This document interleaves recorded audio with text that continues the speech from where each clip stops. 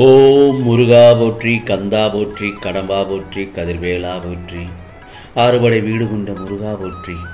என் செல்ல பிள்ளையே, சட்டென என் வேலை தொடு. வரும் செவ்வாய்க்கிழமைக்குள் உன் கையில் ஒன்று நிச்சயமாக கிடைக்கும்.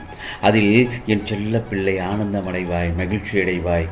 அது என் பார்ப்பதற்கு இந்த முருகப்பெருமானுக்கு மிகவும் சந்தோஷமாக இருக்கும். நீ இத்தனை நாள் செய்த புண்ணியம் எதுவும் வீணாகப் போவதில்லை. நீ செய்த அனைத்து புண்ணியத்திற்கும் உனக்கு தேவையானதை நீ என்னிடமிருந்து பெற்றுக்கொள்ளப் போகிறாய். என்னிடம் நீ மனதால் வேண்டுகிற வேண்டுதல்கள் எல்லாம் நீ வாய் திறந்து கேட்டால்தான் தெரியும் என்று நினைக்கிறாயா?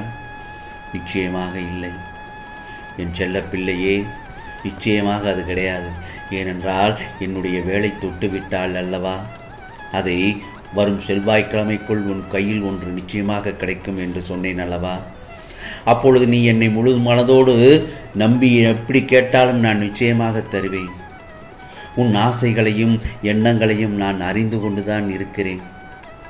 என்னுடைய அன்பும் அருளும் ஆசீர்வாதமும் பெற்ற என் செல்ல பிள்ளை நீ. நொடிக்கு ஒரு முறை என்னை நீ கூப்பிடுகிறாய்.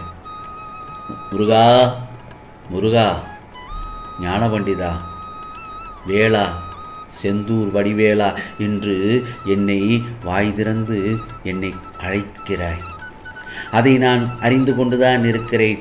அதனால்தான் உன் வாழ்வு பிரகாசமாக ஜொலிக்கப் போகிறது என்று உன்னிடம் நான் சொல்கிறேன்.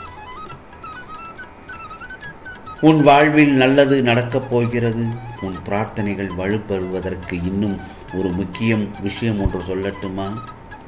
உன் விரதமும் தானமும் தர்மமும் உனக்கு துணை நிற்கும். என் மனதை இவையெல்லாம் குளிர்வித்து விட்டது. ஆம் செல்லமே, ஒரு பிடி உணவை பசியால் வாடுபவர்களுக்கு நீ கொடுக்கிறாய். நீ தவம் இருந்தாலும் தானம் செய்தால் என் மனம் குளிர்ந்து போய்விடும். உனக்கான அற்புதத்தை விரைவில் காட்ட உள்ளேன். நீ தேடும் முன்னே உனக்கானவற்றை கொண்டு வந்து சேர்க்கப் போகிறேன். உன்னோடு நான் இருப்பதை நீ உணரத்தான் போகிறாய். இனி நீ கலங்க வேண்டிய சூழலே இருக்காது. நிச்சயமாக நல்ல செய்தி உன் செவியில் கேட்டு மகிழ்வாய். பல நாள் மனம் குமிரிய விஷயத்திற்கு நிச்சயமாக விடை கிடைக்கப் போகிறது. ஆம் செல்லமே, வரும் செவ்வாய்க்கிழமைக்குள் உன் மனம் மகிழ்ச்சியில் பொங்கப் போகிறது. முகம் மலர்வாய். புதியதொரு திருப்பம் கிடைக்கப் போகிறது. ஆனந்தத்தில் துள்ளி குதித்து என் ஆலயத்திற்கு ஓடோடி வருவாய். முருகா, நான் கேட்டதையெல்லாம் தந்து விட்டாயே. எனக்கு நீ சந்தோஷத்தை அளித்து விட்டாயே. மன நிம்மதியோடு என்னை பாராட்ட, என் செல்ல பிள்ளையை நான் பாராட்ட இருக்கிறேன். கவலைப்படாதே, உனக்கானது நிச்சயமாக நல்லது நடக்கும். ஏனென்றால் நான் இருக்கும்போது நீ ஏன் பயப்பட வேண்டும், ஏன் புலம்ப வேண்டும்? அந்த எண்ணம் தவறானது. எல்லா சுமைகளையும் என்னிடம் கொட்டிவிட்டாய் அல்லவா. பிறகு ஏன் செல்ல பிள்ளை வருத்தப்படுகிறாய்? உன்னை இக்கட்டான சூழ்நிலையில் இருந்து வீட்டு கொண்டு வந்து விட்டேன். இன்று நீ நிம்மதியாக இரு.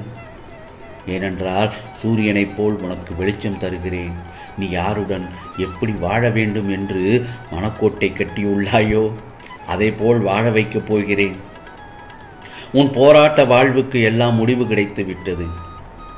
என்னிடம் மனம் நிறைந்து உனக்கு தேவையானவற்றை பெற்றுக்கொள் என் செல்லமே. இதோ உன் புண்ணிய கணக்குகளை எல்லாம் நான் கையில் எடுத்துக்கொண்டேன். உன் வழியில் என்னை நினைத்து கொண்டாய் என்று எனக்கு நன்றாக தெரியும். இனி எல்லாம் முருகப்பெருமான் பொறுப்பு என்று தைரியமாகவும் சந்தோஷமாகவும் தான் இருக்கிறாய். இதோ உன் குடும்பத்தில் உள்ள அனைவரையும் அரவணைக்கும் பொறுப்பு எனக்கு உள்ளது. ஏன் தெரியுமா? நீ எவ்வளவு உயர்ந்த மேன்மையான பிள்ளை என்பதையும், காசு பணம் இல்லாமல் போனாலும் சுற்றி உள்ளவர்களை தூய்மையாக நேசிக்கும் உள்ளம் கொண்ட என் செல்ல பிள்ளை என நிரூபித்ததால் தான். மகிழ்ச்சி என் செல்லமே. நீ ஒவ்வொரு பிரச்சனையிலும் தத்தளித்து கொண்டிருக்கிறாய் என எனக்கு நன்றாக தெரியும். இவற்றையெல்லாம் அனைத்துமாக மாறப்போகிறது. இதோ உனது எண்ணங்கள் அனைத்தும் நிறைவேறும் நேரம் வந்துவிட்டது. யாரும் இல்லையே, எல்லாம் தவறாக நடக்கிறதே, என்ன செய்வது என்று நினைத்து புலம்பிக் கொண்டிருக்கிறாய். உன் முருகப்பெருமான் உன்னோடு தான் இருக்கிறேன். என் பிரச்சனைகள் எப்போது முடியும் என்று எப்போதும் என்னிடம் கேட்டுக்கொண்டே இருக்கிறாய். உன்னிடம் ஒன்றை சொல்ல வேண்டும், உன் துயரங்கள் இப்போதே தீரும் என்று. என் வார்த்தைகளை நம்பு. எந்த அளவிற்கு என் வார்த்தைகளை நம்புகிறாயோ அந்த அளவிற்கு உன் துயரங்கள் எல்லாம் முடிவுக்கு வரும் நேரம் வந்துவிட்டது. வரும் செவ்வாய்க்கிழமைக்குள் உனக்கானது நல்லதாகத்தான் நடக்கும். உனக்கான மங்களகரமான நிகழ்ச்சி ஒன்று நடக்கப் போகிறது.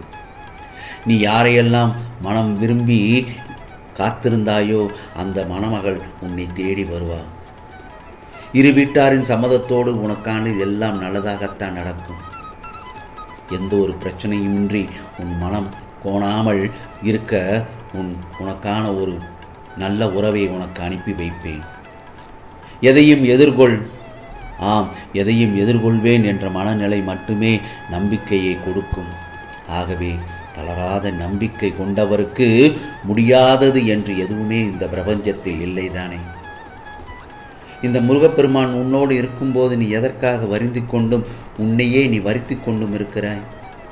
இன்னும் பார், என் செல்ல குழந்தைகளுக்கு அவர்கள் கேட்ட வரங்களை அள்ளி அள்ளி தரப்போகிறேன். எனது இந்த வார்த்தைகள் அனைத்தும் உன் செவிகளில் சேர்ந்திருந்தால் மகிழ்ச்சியாக நீ இருப்பாய். மகிழ்ச்சியாகத்தான் இருக்கப் போகிறாய். ஏனென்றால் என் வரங்களை வாங்கிக் கொள்ள வாய்க்கப்பட்டவர்களுக்கு மட்டுமே எனது இந்த வாக்கு சென்றடையும். அதைத்தான் நான் கூறுகிறேன். எனது வாக்கை நீ கேட்டுவிட்டாய் அல்லவா? உன் எண்ணங்கள் எல்லாம் ஈடேறப் போகிறது. நீ என்னிடம் வேண்டி நின்ற அனைத்தும் நிறைவேறப் போகிறது. என் செல்லப்பிள்ளை, நீ சந்தோஷத்தை அனுபவிக்க தயாராக இரு. மகிழ்ச்சியோடு இரு. மற்றவற்றை நான் பார்த்து கொள்கிறேன். ஏனென்றால் உனக்கு என்னுடைய அருளும் ஆசீர்வாதமும் மட்டுமே உனக்கு தாரக மந்திரமாக இருக்க வேண்டும். என்றுமே என்னுடைய ஆசீர்வாதமும் என்றும் உனக்கு உண்டு. நான் தாரக மந்திரம் என்று சொன்னது என்ன தெரியுமா? நம்பிக்கை, பொறுமை. அந்த நம்பிக்கையும் பொறுமையும் உனக்கு தாரக மந்திரமாக இருக்க வேண்டும். அப்படி இருந்தால் சத்தியமே ஜெயிக்கும். உனக்கு நீ நன்றாக இருப்பாய் என் செல்லமே. நீ என்னுடைய செல்ல பிள்ளை. நீ சட்டென என்னுடைய வேலை தொட்டு விட்டாய் அல்லவா? வரும் செவ்வாய்க்கிழமைக்குள் ஒன்று நிச்சயமாக உனக்கு கையில் கிடைக்கும். உனது வாழ்க்கை நிச்சயமாக மகிழ்ச்சியுடன் மங்களகரமாக இருக்கப் போகிறாய். அப்பிறகு பார், நீ ராஜயோகத்தில் இருப்பாய். அந்த ராஜயோகத்தில் நீ என்னை வந்து பார்க்கும் பொழுது நான் ராஜ அலங்காரத்தில் இருப்பேன். ஆம் செல்லமே, உனக்கானது எல்லாம் நிச்சயமாக நடக்கும். ஆம். ஓம் முருகா போற்றி, கந்தா போற்றி, கடம்பா போற்றி, கதிர்வேலா போற்றி, அறுபடை வீடு கொண்ட முருகா போற்றி. ஓம் சரவண பவ, ஓம் சரவண பவ, ஓம் சரவண பவ.